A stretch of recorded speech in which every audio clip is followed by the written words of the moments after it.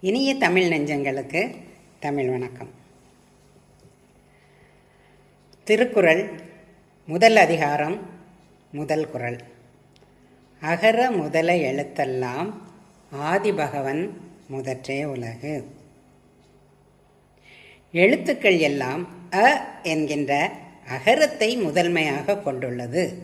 அதுபோல உலகம் கடவுளை முதன்மையாக கொண்டுள்ளது. அகர முதல எழுத்தெல்லாம் ஆதிபகவன் முதற்றே உலகு. As all letters have the letter A for their first, so the world has the eternal God as its first. அகர முதல எழுத்தெல்லாம் ஆதிபகவன் முதற்றே உலகு. நன்றி, வணக்கம்.